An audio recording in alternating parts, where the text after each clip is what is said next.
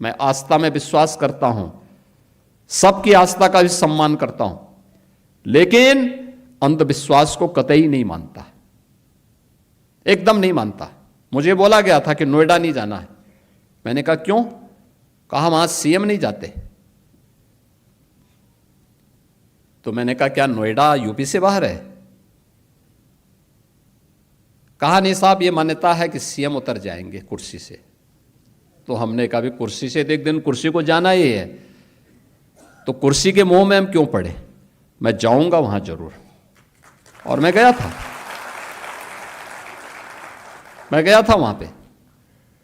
जब मैं गया तो मैंने देखा क्यों ये लोग बोलते थे, तो पता लगा वहां 4 लाख मामले बिल्डर और बायर्स के। आप सोचो 15 साल, 10 साल, 20 साल पहले लोगों ने अपनी पूरे जीवन भर की कमाई बिल्डर को दे दी मकान के लिए, फ्लैट देने के लिए, और बिल्डर पैसा दबाई बैठा है, पैसा नहीं दे रहा है, वो मकान नहीं दे रहा है, कब्जा नहीं दे रहा है, बड़ी हाई राइज बिल्डिंग खंडर के रूप में बदल रही है। मैंने बैठक की अथॉरिटी की, Noida authority, greater Noida authority. तो ग्रेटर नोएडा अथॉरिटी मेरे पास आए, उसके सीईओ आए, कहा साहब हम पे 6,000 करोड़ का कर्जा है। दूसरी अथॉरिटी से मैंने कहा, उसने कहा साहब हम पे 3,000 करोड़ का कर्जा है।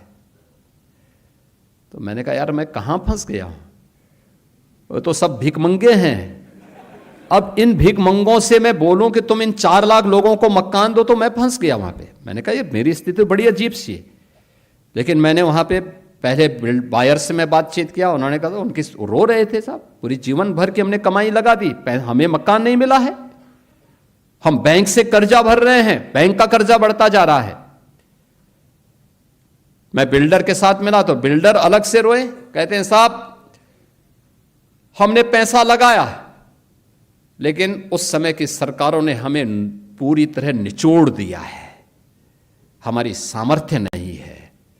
मैंने कहा सामर्थ्य हो न हो, इन गरीबों को मकान तो देना ही पड़ेगा आपको, इन 4 लाख लोगों को मकान देना पड़ेगा। आप दीजिए, मैं पॉलिसी बनाने की तैयारी कर रहा हूं, लेकिन आप पहले मकान दीजिए।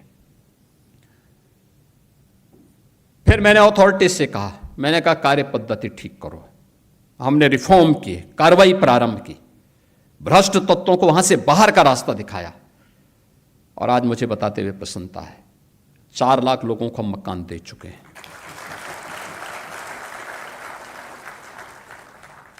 जो अथॉरिटी मेरे सामने कहती थी